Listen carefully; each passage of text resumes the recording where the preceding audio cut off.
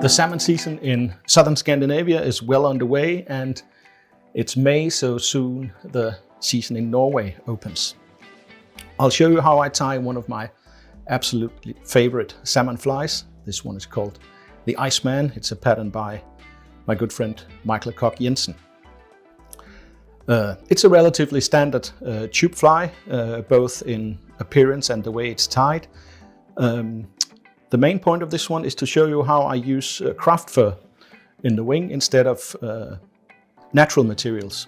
The advantage to using Craftfur is that it's consistent. You never have to worry about the quality you get, and in the water it works just as well as the natural alternatives.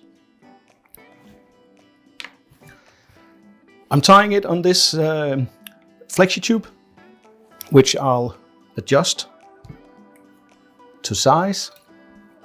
So when I think about how long I want the tube to be, first you consider you want maybe 0.5 centimeter to hold the hook. Then I want about 0.5 centimeter for a tag, and then I want the body to end just on the first part of this thin section. So if I just use my scissors as a caliper, I think that's the part I want for the hook, that's the part I want for the tag, and then when the dubbing ends here on the thin part, I'll have a dubbed part that's about this big. So I cut the tube there. Don't throw away this part. It's good for small sun rays, for instance, so I always keep these. Slide the tube onto my needle, and then this forward part I just cut off so I don't have to navigate around it when I tie. I also keep these. They are excellent for very, very small tube flies, so don't throw those away either.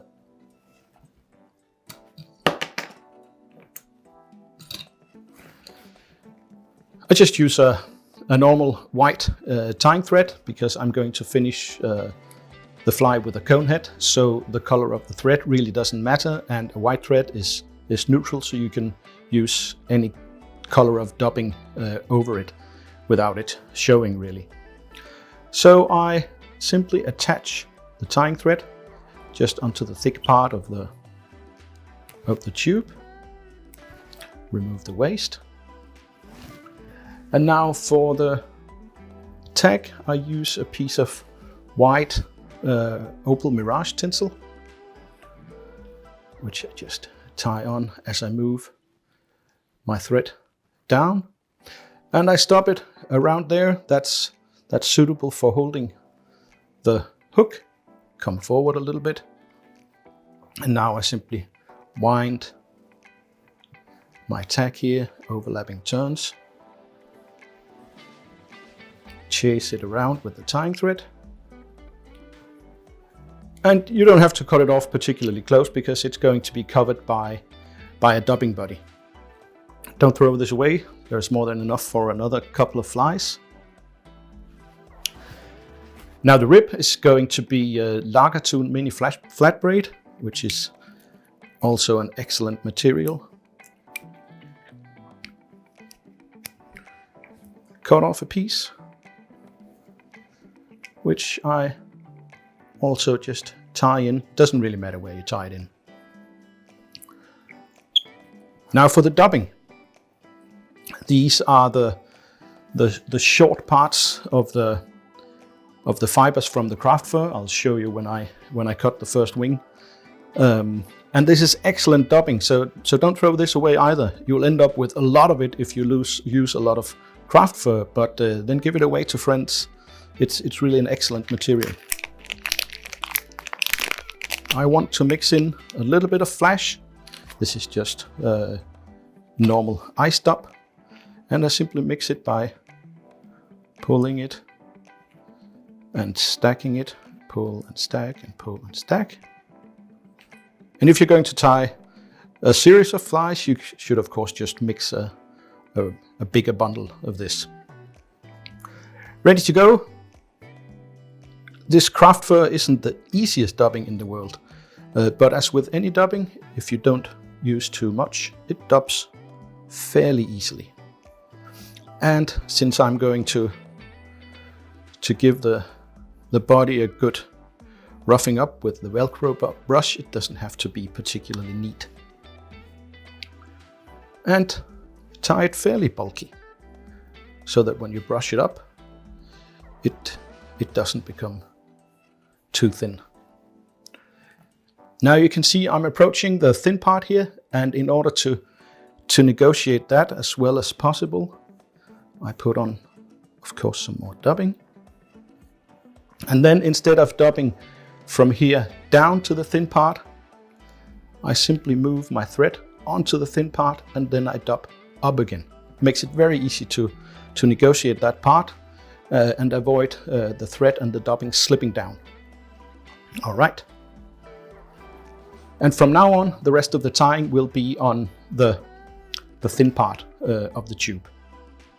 The next material to go in is a feather for the body hackle. This really isn't necessary at all, but I think it looks nice. So you have to find a feather of the right size. I think the easiest way to do this is just to plug out a feather. Don't pull it off yet. Hold it up and see if the length is suitable. I think this one is. So I pull it off. And now I want to end the palmer hackle fairly close to the tip of the feather, so I don't use the entire feather. Pull off what you don't need, cut off and leave a little bit of the stem, which is where I tie it in. And now, before I wind the feather, I twist this mini flat braid up tightly. I hook my hackle pliers on. I have these long reach from CNF Design. So one full turn in front of the dubbed part. And now, of course, it's a matter of taste, how dense you want the hackle. I don't want it too dense, so about 3 turns. I switch hands, come around, catch the feather with the rib, and now pull hard on the rib so it really bites into the dubbing and secures the hackle. Just wiggle it so you don't trap too many of the hackle fibers. There, come round with 2 turns. And now that's enough to hold it before I fold it back and tie it down. A couple of turns, it's more than enough. And you don't have to cut this too closely either. That's it. Now I'm going to cut off the tip of the feather, of course, and I am not going to cut that too close either. Might as well leave a little, so if it wants to pull a little, then it won't pull the hackle out.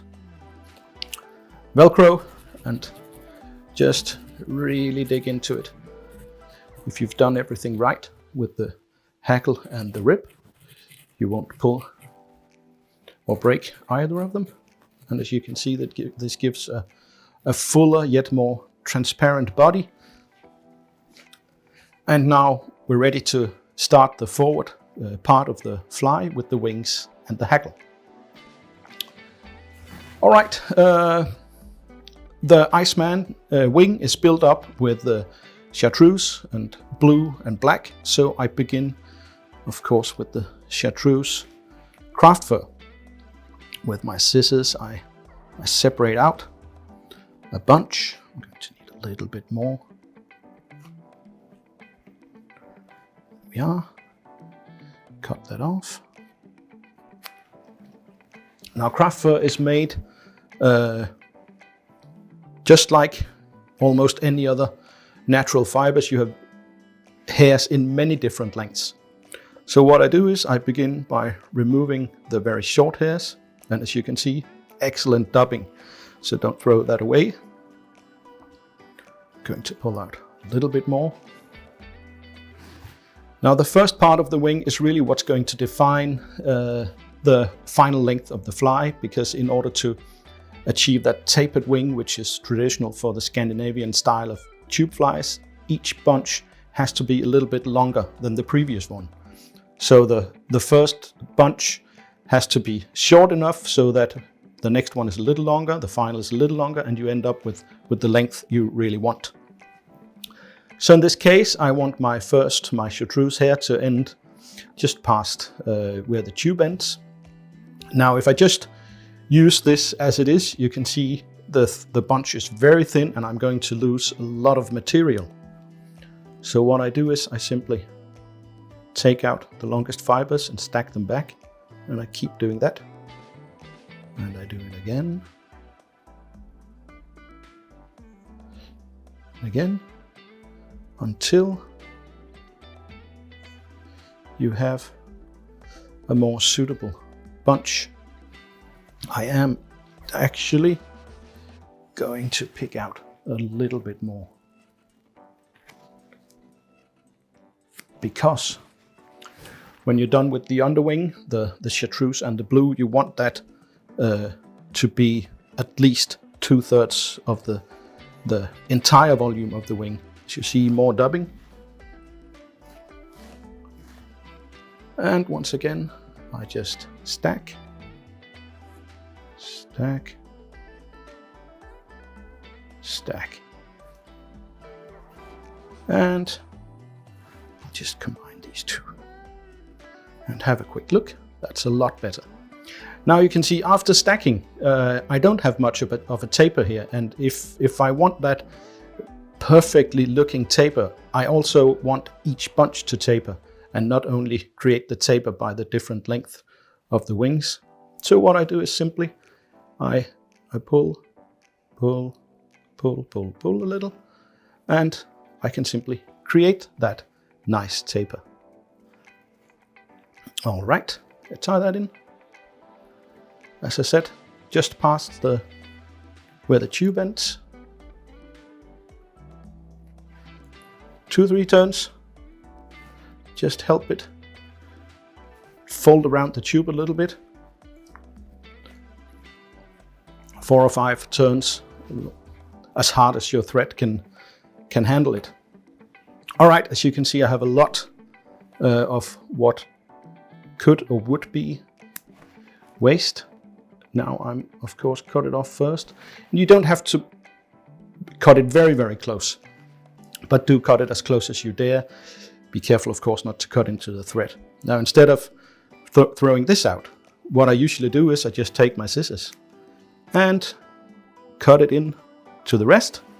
And you've got even more dubbing. As you can see, that'll quickly become a lot of dubbing, but good for your friends. Flash, just a single strand of Mirrorflash, a strand of white, and a strand of Chartreuse. How much flash, which colors you want, is of course up to yourself. I like this combination. I also want the flash to be in different lengths, and as you can see, I have 3 different lengths here. You might as well utilize that instead of spend time cutting it. I lay that across under the thread. Have the longest fiber maybe a little bit longer than the Chartreuse underwing. 1 turn, moving a little bit forward, then fold back and moving backwards again. Cut this again in 3 different lengths. If you want more, if you want different types of flash, that's of course fully up to yourself. Now I'm going to, since this is synthetic material, it's slippery. So I'm going to use just a small drop of varnish. This is not so much to glue the wing in. It's more a matter of making sure that the tying thread doesn't slip off. You could use super glue, but super glue has a tendency to harden and become almost glass-like. So you create a lot of very sharp edges that will potentially cut your thread. That's why I use varnish. Next part of the wing, fluorescent blue Craftfur. Pull out a bunch.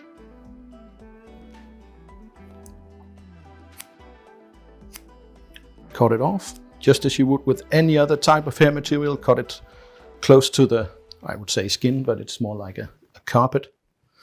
And I do exactly the same as I did with the Chartreuse. I grab it just maybe almost in the middle, and I pull out the short fibers, more dubbing. If you want, you can mix these two. It gives a very nice mix.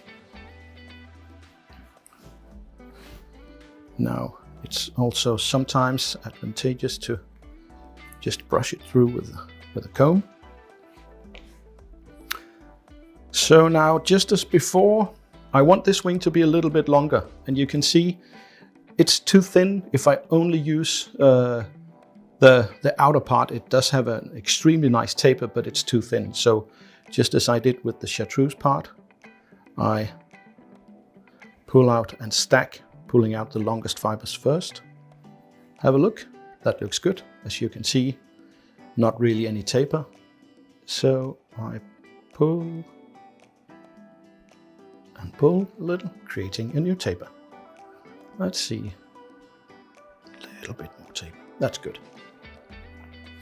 Now this second part, I'm going to tie right on top of the first part, which is also why it's important that you don't cut this too close. You want to have a base that's big enough to actually secure this blue part on. So length, maybe 1.5, almost 2 centimeters longer than the Chartreuse part. Once again, come over with 2 or 3 loose turns. Just a quick check, that looks good. And now 3 or 4 tight turns. I lift that up, cut it as close as you dare without cutting the tying thread. And once again, cut this off into your dubbing mix so you don't waste it. And just as with the Chartreuse part, I'm going to use a drop of varnish to consolidate everything. Just put it on the tying wraps, the thread wraps, and into the butt ends. Some more flash. This time I'm just going to use the Mirrorflash 2 strands. Again, put in as many as you want. Again, 2 different lengths. Lift them up. Make sure they're the right length, a little bit longer than the wing, and fold back. And cut. This is enough for a smaller fly, so I'll set that aside as well. All right, let me just adjust that a little bit. Now, as you can see, there is no way I'm going to be able to fit this into a cone head. So this is where a little bit of the tube fly tying trickery comes in. I'm going to put my front hackle on here, and just as with the rest of the fly, this is with a standard, cheap, easily available material, the good old Schlappen hackle. Find a good, clean white feather, as you can see. You can always just separate out, as I did with the body hackle, and see if the length fits. That's all right. Now, just remove some of the waste down there. And what I'm going to do with this hackle is I'm going to cover the entire part of the first 2 wings and end on the thin part of the tube. So make sure that you have a feather that's long enough for that. Separate out and cut off, creating a little triangle.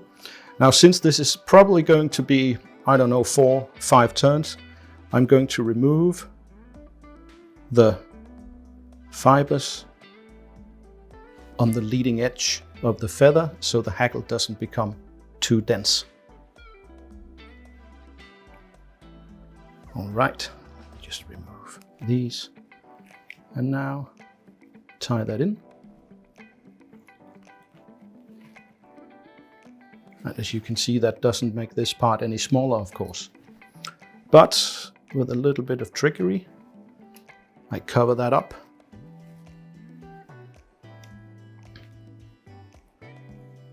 As I create my front hackle.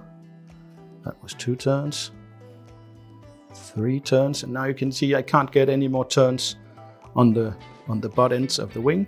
So I just climb down onto the thin part of the tube and tie off the hackle. There we go. Now, of course, you have some hackle fibers that will either end up in the wing, or you can pull them down, or you can cut them off. I usually cut them off because otherwise I think the front hackle has a tendency to become too heavy down here on the underside where you really want it. So just trim out a few of those. I still have a very small part of the butt visible there, but not to worry, that'll be covered by the last part of the wing, the black Craftfur. This bunch is going to be smaller than the others. I just want it to be a black sort of roof. And once again, of course, pull out the short fibers, more free dubbing, so to speak. Brush it through. And now I can almost utilize the entire taper of this Craftfur. I just pull a few of the very longest fibers and you can see I've got a very nice taper there. And just as with the 2 others, I want this to be a good bit longer than the blue bunch. Now I can start being a little bit careful with how much tying thread I put on. Just a couple of turns, adjust, make sure that it sits the way you want it to.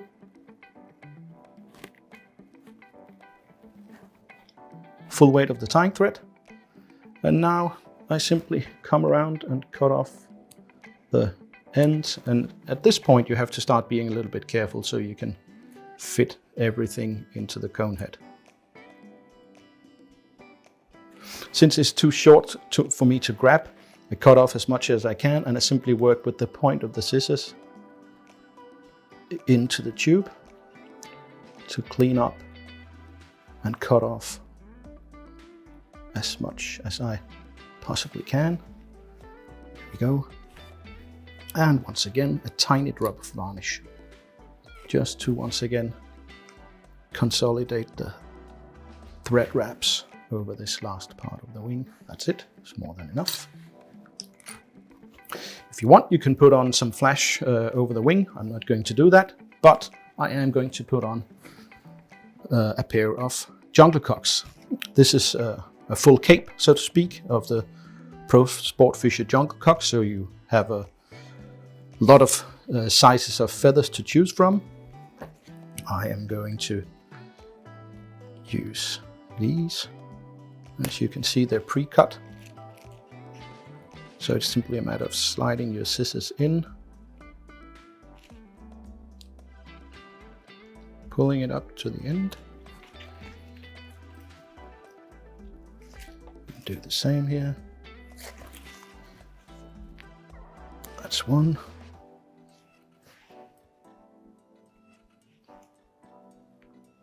And second. All right.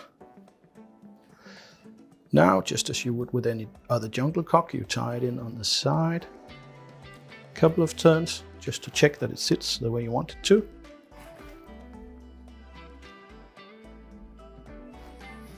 Come around to the other side. And now I simply use the full length of the, should we call it a feather, which automatically ensures that they are the same length. And just check from the front if the orientation is good, and it is. A couple of more turns to make sure they sit tight. And now just a couple of half hitches, and that is the actual tying done. Now I have to choose which kind of finish I want, which type of cone head, and we have different options. We have the ultrasonic discs, and of course the more traditional cone heads, which is the one I'm going to use here.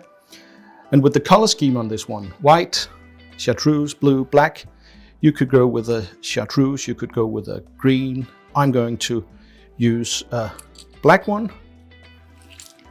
You could use a lot of different sizes. Now the thing that I like about the Pro Sportfisher cone heads is that there is a generous cavity. So even if you're not an experienced fly tyer, you can usually get enough of the material inside, so you actually cover up all the thread wraps. At this point, I'm going to use a small drop of super glue. Not that it really needs it to hold the cone, I just need it to hold the cone in place until I can melt the color that's actually going to hold it. So take a good hold, push it up as hard as you can. I support it a little bit here on the back so I don't push it too hard onto the tube. Managed to glue my fingers a little bit. And there you can see all thread wraps and butt ends of the wings are covered securely inside the cone. And all that remains is to cut, leaving about 1 millimeter or so. Take care not to cut off too much. You want a little bit sticking out so you can actually melt a color. All right,